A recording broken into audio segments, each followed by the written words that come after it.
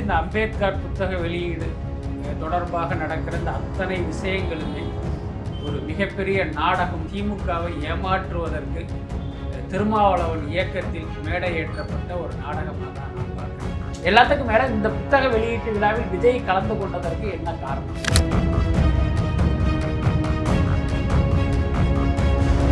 ஆனால் திருமாவளவன் பார்த்தீங்கன்னா தொடர்ந்து ஆதவ அர்ஜுனாவை காப்பாற்றுகிற ஒரு முயற்சியில் இருக்கார். அது அவருடைய சொந்த கருத்து, அவருடைய தனிப்பட்ட கருத்து, அவருடைய கருத்து குறித்து விளக்கம் கேட்கப்படும். ஸோ இப்படியே சொல்லிட்டு இருக்காரு. ஸோ இதையெல்லாம் வச்சு பார்க்கும்போது திருமாவளவன் வருகிற 2026 சட்டமன்ற தேர்தலில் திமுகவை மிரட்ட அல்லது திமுகவிடம் பேரம் பேசுவதற்காக ஆதவ அர்ஜுனாவை ஒரு கருவியாக வைத்துக்கொண்டு இப்படிலாம் செயல்படுறாரோ.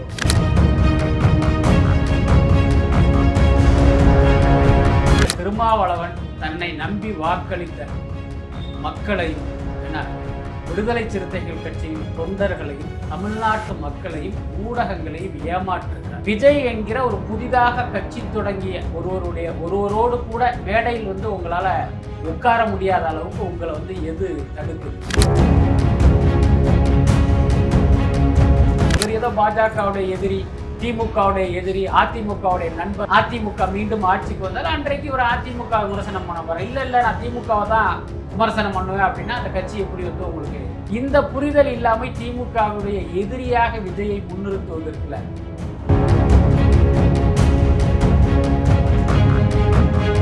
எல்லாத்துக்கும் மேல அந்த அமைப்பில் இருக்கிற ஆதவ அர்ஜுனா, அந்த விழாவை நடத்துகிற ஆதவ அர்ஜுனா, விஜய்க்கு முன்பு பேசிய ஆதவ அர்ஜுனா விஜயை விட கடுமையாக அவர் திமுகவை எதிர்த்து பேசினார். அப்படி இருக்கும்போது அவரே திமுகவை எதிர்த்து பேசும்போது விஜய்க்கு என்ன பிரச்சனை? அவர் மன்னராட்சி அப்படிங்கிற விஷயத்தை முதலில் சொன்னது ஆதவ அர்ஜுனா தானே. அதுக்கப்புறம் தானே விஜய் அதை ஃபாலோ பண்ணி பேசுறாரு. அதனால இவருக்கே அந்த இது இல்லைங்கும் போது விஜய் எதற்காக பார்க்கணும்? இந்த பேச்சுக்கே இவங்கெல்லாம் இப்படி கொந்தளிக்கிறாங்க அப்படின்னா உண்மையிலேயே இவர் அரசியல் பேச ஆரம்பித்தா இவங்கெல்லாம் எங்க போவாங்கன்னே தெரியும்.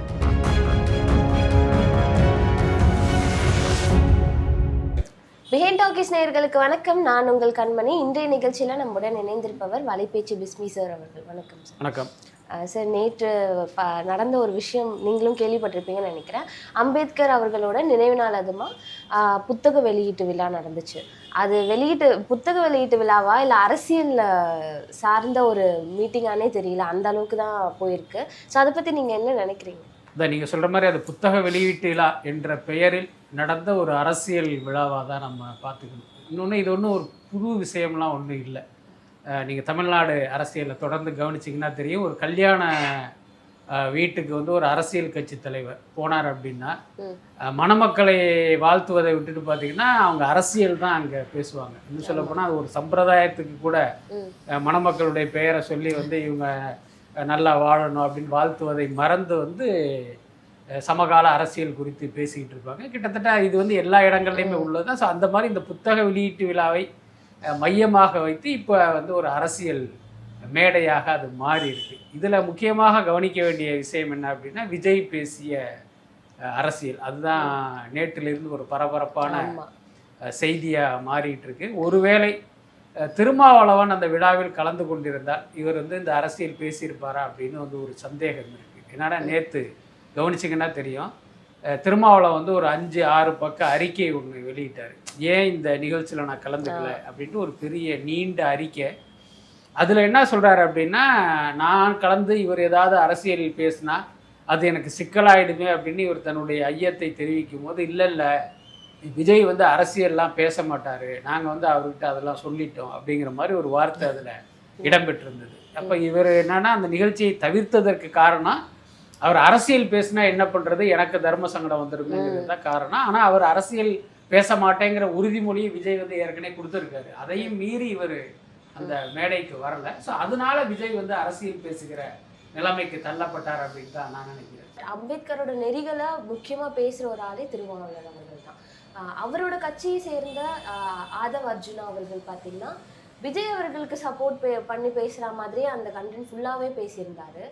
ஸோ இதுக்கு தகுந்த நடவடிக்கை எடுக்கப்படும் சொல்லியிருந்தாரு. பட் அவர் பேசினது ரைட்டா?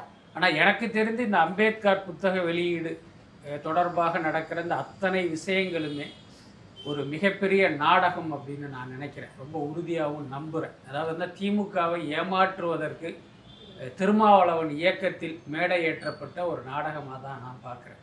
என்ன காரணம் அப்படின்னா, ஆதவ் அர்ஜுனா அப்படிங்கிறவர் விசிகாவுடைய சாதாரண உறுப்பினர் கிடையாது. அவர் வந்து அந்த கட்சியினுடைய துணை பொதுச் செயலாளர்.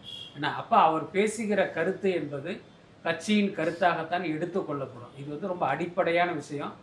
சாதாரண அறிவு உள்ளவனால் கூட அப்படி தான் புரிந்து கொள்ளப்படும். அப்படி இருக்கும்போது தொடர்ந்து அவர் வந்து திமுகவுக்கு எதிராக ஒரு கருத்தை வந்து சொல்லிக்கிட்டே இருக்கார். அதே நேரம் என்னன்னா, இல்லை நான் வந்து திமுகவுக்கு எதிரான கருத்து சொல்லலை, ஒடுக்கப்பட்ட மக்களுக்கான ஒரு அரசியல் அதிகாரம் கிடைக்கணுங்கிறத தான் பேசிக்கிட்டு இருக்கேன் அப்படின்னு அவர் சொன்னாலும், அவர் நேரடியாகவும் மறைமுகமாகவும் தாக்குதல் நடத்துறது யாருன்னா திமுக மீது தான் நடத்துகிறாரு. இது எல்லாருக்குமே தெரியும்.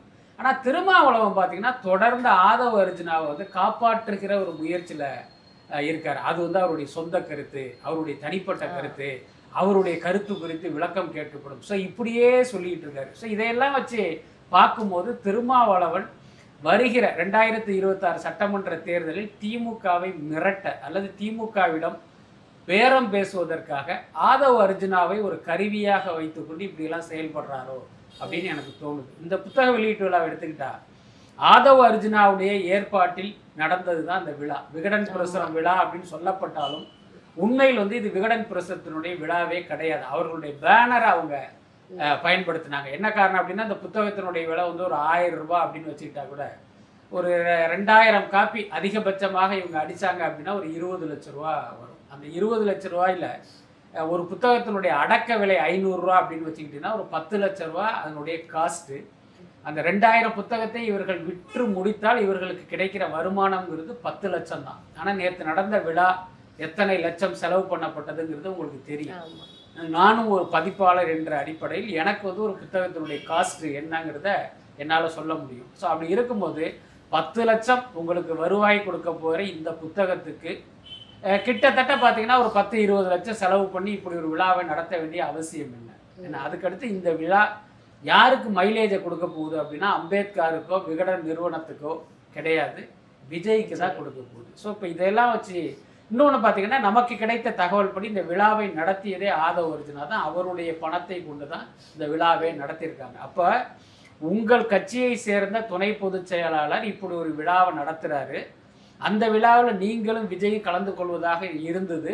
ஒரு கட்டத்தில் நீங்கள் விஜயை காரணம் காட்டி பின்வாங்குறீங்கும் போது அப்போ ஆதவ் அர்ஜுனாவுடைய சாய்ஸ் என்னவா இருக்கணும்? நம்ம விழாவில் வந்து நம்ம தலைவர் தான் சீஃப் கெஸ்டாக இருக்கணும், விஜயெல்லாம் தேவையில்லைங்கிற ஒரு முடிவைத்தானே அவர் எடுத்திருக்கணும். ஆனால் இவர் என்ன முடிவு எடுக்கிறாரு? திருமாவளவன் தேவையில்லை, விஜய் வேணும் அப்படின்னு முடிவு பண்ணுறாரு. அப்படின்னா இப்போ என்ன அர்த்தம்? அப்போ இது எல்லாமே ஒரு ட்ராமா தான். திமுகவை முட்டாளாக்குவதற்கு நடத்தப்பட்ட ஒரு நாடகமாக தான் நான் பார்க்குறேன். திருமாவளவன் அவர்கள் பற்றி அவர் என்ன சொல்லியிருந்தாருன்னா, நான் வரலன்றது ஒரு சின்ன விஷயம், அதை ஏன் நீங்கள் இவ்வளோ பெருசாக கொண்டு வரீங்க அப்படின்னு தெரியல அப்படின்னு. ஆனால் அவருக்கு தெரியாமல் கண்டிப்பாக ஆதவ் அர்ஜுனா உள்ளே வந்திருக்க மாட்டார். இந்த கருத்தை நான் பேச போகிறேன்னு சொல்லாமலாம் உள்ளே வந்திருக்க மாட்டார். ஸோ காப்பாற்றுறதுக்கான காரணம் என்னவா பேசப்படுது? ஆக்சுவலி முதல்ல புரிஞ்சுங்க, திருமாவளவன் தன்னை நம்பி வாக்களித்த மக்களையும் என்ன விடுதலை சிறுத்தைகள் கட்சியின் தொண்டர்களையும் தமிழ்நாட்டு மக்களையும் ஊடகங்களையும் ஏமாற்றுகிறார். இதை வந்து நீங்கள் அடிக்கோடிட்டு புரிஞ்சுங்க. என்ன அப்படின்னா, இவர் இத்தனை நாள் என்ன சொல்லிட்டு இருந்தார் அப்படின்னா, நான் வந்து ஒடுக்கப்பட்ட மக்களுடைய விடுதலைக்காக நான் வந்து போராடிக்கிட்டு இருக்கேன், விசிகாவுடைய அடிப்படை கொள்கையே அதுதான் அப்படின்லாம் சொல்லிக்கிட்டு இருக்காரு. அதை நம்பி தான் மக்கள் வந்து அவர் பின்னால் இன்றைக்கி அணிதிரண்டு நிற்கிறாங்க. ஆனால் இன்றைக்கி பார்த்தீங்கன்னா, விஜய் என்கிற ஒரு புதிதாக கட்சி தொடங்கிய ஒருவரோடு கூட மேடையில் வந்து உங்களால் உட்கார முடியாத அளவுக்கு உங்களை வந்து எது தடுக்குது? என்ன நிச்சயமாக எல்லாருக்குமே தெரியும், இவர் இங்கே வந்தால் அதை திமுக மேலிடம் ரசிக்காது என்ன அப்படிங்கிற காரணத்தினால தான் இவர் கலந்துக்கல. நான் என்ன சொல்கிறேன், நீங்கள் வந்து ரொம்ப வெளிப்படையாகவே சொல்லிடுங்களேன், நான் இந்த கூட்டணியில் இருக்கேங்க, அதனால் நான் மாட்டேன், எல்லா காலத்துலேயும் எங்களுடைய ஆயுள் முழுக்க நாங்கள் திமுகவுடைய கூட்டணியில் தான் இருப்போம்னு சொல்லிட்டு போயிடுங்க, உங்களை யாரும் கேட்க மாட்டாங்க. ஆனால் இவர் என்ன சொல்கிறாரு, நாங்கள் வந்து இந்த விஷயத்தை வந்து ரொம்ப ரகசியமாக வச்சுருந்தோம். யார் விஜயும் இவரும் கலந்து கொள்கிற இந்த விஷயத்தை வந்து ரொம்ப ரகசியமாக வச்சுருந்தாங்களா? அது அவருக்கு தெரியுமா? விகடன் குழுமத்துக்கு தெரியுமா? அப்புறம் வாய்ஸ் ஆஃப் காமன்ஸுங்கிற ஆதவ் அர்ஜுனாவுடைய நிறுவனத்துக்கு தெரியுமா? இது எப்படியோ தினமலருக்கு தெரிந்து அவங்க வந்து ஒரு பெரிய பரபரப்பு செய்தியாக்கி இதில் அரசியல் பேசுவாங்கங்கிற மாதிரி போட்டாங்களாம். அதனால இவர் இந்த விழாவில் கலந்து கொள்ளவில்லை. இது என்ன ரொம்ப சிறுபிள்ளைத்தனமா இல்லையா? ஒரு பத்திரிகையில ஒரு செய்தி வந்ததுனால் ஒரு விஷயத்தையே புறக்கணிப்போமா? இப்போ ஒரு பேச்சுக்கு சொல்றேன், ஒரு தேர்தல் நேரத்துல வந்து இவர் திமுக கூட்டணியில வந்து பேரம் பேசிட்டு இருக்காரு. எனக்கு இத்தனை சீட்டும் இத்தனை கோடியும் வேணும்னு கேட்கறதா வச்சுக்கோமே. அது வந்து திடீர்னு தினமலர் பத்திரிகையில செய்தியா வந்துருச்சு அப்படின்னா, இது மாதிரி தினமலர்ல செய்தியா வந்துருச்சு, அதனால எங்களுக்கு சீட்டும் வேணாம் நோட்டும் வேணாம், நாங்க வந்து தேர்தலில் போட்டியிடலைங்கிற ஒரு முடிவை எடுப்பாரா? அப்ப இவர் சொல்வது எல்லாமே பார்த்தீங்கன்னா மக்களை முட்டாளாக்குகிற மாதிரி தான் இவருடைய ஸ்டேட்மெண்ட் எல்லாமே இருக்கு. மொத்தத்துல பார்த்தீங்கன்னா திருமாவளவன் இந்த விஷயத்தில் அம்பலப்பட்டு விட்டார் அப்படின்னு தான் சொல்லணும். ஓகே, விஜய் அவர்கள் வந்து எப்பவுமே சொல்ற மாதிரி ஒரு குட்டி ஸ்டோரி ஒன்று அம்பேத்கர் பத்தி சொன்னாரு. அது தொடர்ந்து பார்த்தீங்கன்னா இந்த மன்னர் ஆட்சி அப்படின்னு சொல்லிட்டு அவர் நேரடியாகவே தாக்குனது பார்த்தீங்கன்னா திமுகவை தான். அவருக்கு அடுத்தபடியா ஆதவ அர்ஜுனாவும் அதே தான் சொன்னார், சப்போர்ட் பண்ற விதமா. ஸோ எதுக்கு தொடர்ந்து திமுகவை தாக்குறதுக்கான காரணம்? இல்ல பொதுவா புரிஞ்சுங்க, ஒரு கட்சி புதிதாக தொடங்கும் போது அவங்க வந்து யாரோடு சண்டை போடுவாங்க அப்படின்னா ஆளுங்கட்சியோடு தான். இப்போ நீங்கள் யோசிச்சு பாருங்க, இன்னைக்கு திமுக வந்து தமிழ்நாட்டில் ஆட்சியில் இருக்கு, ஒன்றியத்தை வந்து பாஜக ஆண்டுகிட்டு இருக்கு. இப்போ வந்து தாவேக்கான ஒரு கட்சியை வந்து விஜய் தொடங்கி இவங்க 2 பேர் பற்றி பேசாமல் காங்கிரஸ் பற்றியும் அதிமுக பற்றியும் பேசினார் அப்படின்னா அவரால் அரசியல் பண்ண முடியுமா? அந்த கட்சி எடுபடுமா? நிச்சயமாக எடுபடாது. இன்றைக்கு என்ன பிரச்சனை? இன்னைக்கு மக்கள் கஷ்டப்படுவதற்கு யார் காரணம்? மாநிலத்தை ஆள்கிறவர்களும் ஒன்றியத்தை ஆள்கிறவர்கள் தான் காரணம் போது ஆப்வியஸாக அவங்கள தானே நீங்கள் விமர்சனம் பண்ணி ஆகணும். அப்போ வந்து திமுக மீது இவருக்கு கோபம், திமுக மீது வன்மம், திமுகவை பழி தீர்க்கிறார் அப்படின்லாம் எப்படி சொல்ல முடியும்? இன்னொன்று, இப்போ விஜய் கட்சி ஆரம்பிக்கும் போது ஒருவேளை அதிமுக ஆட்சியில் இருந்திருந்தால் அவர் அதிமுகவை விமர்சனம் பண்ணியிருப்பார். அவர் கட்சி தொடங்கும் போது ஒருவேளை ஒன்றியத்தை காங்கிரஸ் ஆண்டு கொண்டிருந்தால் காங்கிரஸ் அவர் விமர்சனம் பண்ணியிருக்க போறாரு. அப்படிதான் இதை நம்ம புரிஞ்சுக்கணும். இவர் ஏதோ பாஜகவுடைய எதிரி, திமுகவுடைய எதிரி, அதிமுகவுடைய நண்பர் அப்படின்லாம் நிச்சயமா நம்ம புரிஞ்சிக்கவே முடியாது. இப்போ 2026 தேர்தலில் ஒருவேளை அதிமுக மீண்டும் ஆட்சிக்கு வந்தால் அன்றைக்கு ஒரு அதிமுக விமர்சனம் பண்ண போறேன், இல்லை நான் திமுகவை தான் விமர்சனம் பண்ணுவேன் அப்படின்னா அந்த கட்சி எப்படி வந்து உங்களுக்கு சக்சஸ்ஃபுல்லாக இருக்க முடியும்? அதனால இது அரசியலில் உள்ள ஒரு அடிப்படையான விஷயம். இந்த புரிதல் இல்லாமல் திமுகவுடைய எதிரியாக விஜயை முன்னிறுத்துவதற்குல அது வந்து ஒரு உள்நோக்கத்தோட உள்ள ஒப்பீடு அப்படின்னு தான் நான் நினைக்கிறேன். விடுதலை சிறுத்தை கட்சிகள் சார்பாக தான் வந்து ஆதவ அர்ஜுனா வந்தாங்க. அவங்க வந்து திமுக கூட கூட்டணி இருக்கிறது வந்து விஜய் அவர்களுக்கு தெரியும். அப்போ வந்து அவர் அந்த அரசியல் பேச்சு வந்து தவிர்த்து இருக்கிறாங்க இல்லையா? இல்ல முதல்ல நீங்க புரிஞ்சுங்க, ஆதவ அர்ஜுனா அந்த விழாவை நடத்தினாலும் அவர் விடுதலை சிறுத்தைகள் சார்பாக நடத்தலை. அவர் வச்சிருக்கிற அந்த வாய்ஸ் ஆஃப் காமன்ஸ்ங்கிற அந்த அமைப்பின் மூலமாக தான் அவர் நடத்துறாரு. எல்லாத்துக்கும் மேல அந்த அமைப்பில் இருக்கிற ஆதவ அர்ஜுனா, அந்த விழாவை நடத்துகிற ஆதவ அர்ஜுனா, விஜய்க்கு முன்பு பேசிய ஆதவ அர்ஜுனா விஜயை விட கடுமையாக அவர் திமுகவை எதிர்த்து பேசினார். அப்படி இருக்கும்போது அவரே வந்து திமுகவை எதிர்த்து பேசும்போது விஜய்க்கு என்ன பிரச்சனை? இன்னொன்று, அவர் வந்து திமுக கூட்டணி கட்சியில் இருக்கிற விடுதலை சிறுத்தைகள் கட்சியின் துணை பொதுச் செயலாளர். அவரே எதை பற்றியும் கவலைப்படாமல் இந்த கூட்டணியிலிருந்து விடுதலை சிறுத்தைகள் கட்சி அவங்க தூக்கி வெளியில போட்டாலும் சரி அப்படிங்கிற எண்ணத்துல வந்து திமுகவை கடுமையா விமர்சனம் பண்றாரு. இப்ப நீங்க சொன்ன மாதிரி மன்னராட்சி அப்படிங்கிற விஷயத்தை முதலில் சொன்னது வந்து ஆதவ அர்ஜுனா தானே. அதுக்கப்புறம் தானே விஜய் வந்து அதை ஃபாலோ பண்ணி பேசுறாரு. அதனால இவருக்கே அந்த இது இல்லைங்கும் போது விஜய் வந்து எதற்காக பார்க்கணும்? எல்லாத்துக்கும் மேல இந்த புத்தக வெளியீட்டு விழாவில் விஜய் கலந்து கொண்டதற்கு என்ன காரணம்? இது நாம் அரசியல் பேசுவதற்கான ஒரு மேடை. இந்த மேடையை நாம் பயன்படுத்தி கொள்ளணும். இந்த மேடைக்கு நம்ம போனோம் அப்படின்னா தமிழ்நாட்டில் இருக்கிற, இந்தியாவில் இருக்கிற அத்தனை ஊடகங்களும் இதை நேரடி ஒளிபரப்பு பண்ணுவாங்க. இங்கு நாம் பேசுகிற அரசியல் வந்து மக்கள்கிட்ட போய் சேரும்.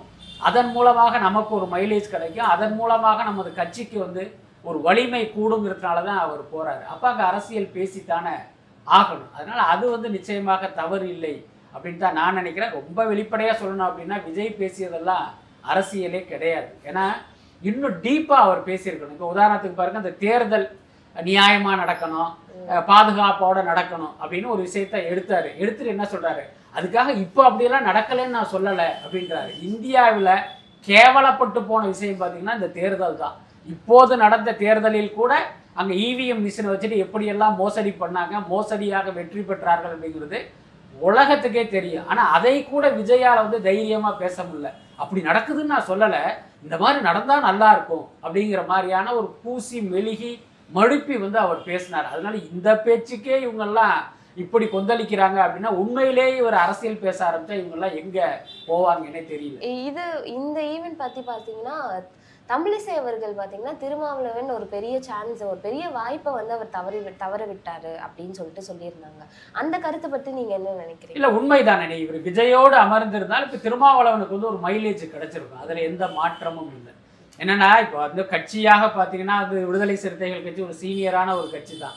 அதே நேரம் அவர்களுக்கு இருக்கிற வாக்கு வங்கியை வைத்து பார்க்கும்போது தமிழ்நாட்டில் இருக்கிற ஒரு உதிரி கட்சி தான் விடுதலை சிறுத்தைகள். அது வந்து பார்த்தீங்கன்னா ஒரு திமுக அதிமுக மாதிரி ஒரு பெரிய வாக்கு வங்கியை வைத்திருக்கிற கட்சியில், இன்னும் சொல்லப்போனால் நாம் தமிழர் கட்சிக்கு இருக்கிற அந்த வாக்கு வங்கி கூட இவங்களுக்கு கிடையாது. அதுதான் உண்மை. இன்னொன்று, நீங்கள் திமுக மாதிரியான பெரிய கட்சிகளை அண்டி நீங்கள் வந்து ஓட்டை வாங்கிக்கிட்டு இருக்கீங்க. ஸோ அப்படிப்பட்ட ஒரு உதிரி கட்சியின் தலைவரான நீங்கள் விஜய் அருகில் போய் உட்காரும் போது உங்களுக்கு நிச்சயமாக ஒரு சிறப்பு கவன ஈர்ப்பு கிடைச்சிருக்கும். அந்த வாய்ப்பை வந்து இவர் பயன்படுத்த தவறிட்டார். அது உண்மைதான், அதை அவங்க சொல்றது. இந்த விழா முடிஞ்சதுக்கு அப்புறம் பாத்தீங்கன்னா திருமாவளவன் அவர்கள் கிட்ட கேட்டும் போது அவர் என்ன சொன்னார்னா, ஆதவ அர்ஜுனா மேல வந்து கடுமையான நடவடிக்கை எடுக்கப்படும் அப்படின்னு சொல்லியிருக்காரு. ஒருவேளை இந்த கட்சி விட்டு நீக்கப்படுற வாய்ப்பும் இருக்கா? அதாவது நான் ஏற்கனவே சொன்ன மாதிரி இந்த விழா தொடர்பாக நடக்கிற அத்தனை விஷயங்களுமே ஒரு நாடகம். இந்த நாடகத்தின் இயக்குனர் திருமாவளவன் நான் சொன்னேன். அந்த நாடகத்தில் ஒரு கதாபாத்திரம் பேசுகிற வசனம்தான் அவரிடம் உரிய விளக்கம் கேட்கப்படும் அப்படிங்கிறது. நான் என்ன கேட்குறேன், இன்றைக்கு மேடையில் பேசிய அதே விஷயத்தை அவர் தொடர்ந்து பேசிக்கிட்டு இருக்காரு. இப்போ மட்டும் அவர் புதுசாக அந்த கருத்தை முன்வைக்கல, அவர் தொடர்ந்து பேசிக்கிட்டு இருக்காரு. அவருடைய ட்விட்டர்லையும் பார்த்தீங்கன்னா டெய்லி வந்து ஒரு திமுகவுக்கு எதிரான பதிவுகளை எல்லாம் போட்டுக்கிட்டு இருக்காரு. அதற்கு இதுவரைக்கும் என்ன நடவடிக்கை எடுத்துட்டாங்க?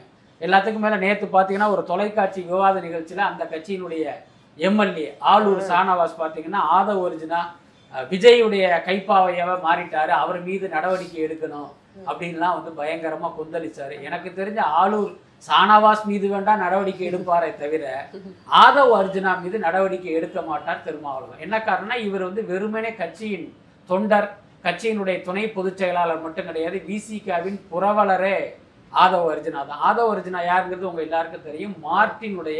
லாட்டரி மார்ட்டினுடைய மருமகன். பல ஆயிரம் கோடி இல்லை பல லட்சம் கோடி பணம் வைத்திருக்கிற ஒரு குடும்பத்தின் மருமகன் அவர். ஸோ இவருடைய நிதி பங்களிப்பில் தான் திருச்சி மாநாட்டையே நடத்தினாங்க. அது மட்டும் இல்லை, சமீபத்தில் பார்த்தீங்கன்னா இந்த மது மற்றும் போதைப் பொருளுக்கு எதிரான ஒரு மாநாடு சமீபத்தில் நடத்தினாங்க. அது எல்லாரும் என்ன நினச்சிக்கிட்டு இருந்தோம் அப்படின்னா விடுதலை சிறுத்தைகள் கட்சி நடத்தினதா நினச்சிக்கிட்டு இருக்கோம். ஆனால் நேற்று அந்த ஆனந்த விகடன் விழாவில் ஒரு ஏவி போடுறாங்க, அதில் பார்த்தீங்கன்னா ஆதவ அர்ஜுனா அதை நடத்தினதா கிளைம் பண்ணிக்கிறார். ஸோ இப்போ இதன் மூலமே நீங்கள் தெரிஞ்சுக்கலாம் விடுதலை சிறுத்தைகள் கட்சியினுடைய ஆக்சிஜனே ஆதவ அர்ஜுனா தான். அவர் மீது எப்படி நடவடிக்கை எடுப்பாங்க? நான் ஏற்கனவே சொன்ன மாதிரி திமுகவையும் மக்களையும் ஏமாற்றுகிற வேலையை வந்து ரொம்ப சிறப்பாக செஞ்சுக்கிட்டு இருக்காரு திருமாவளவன். ஸோ ரொம்ப அழகாக தெளிவாக பதில் சொன்னீங்க. ரொம்ப நன்றி. ரொம்ப நன்றி.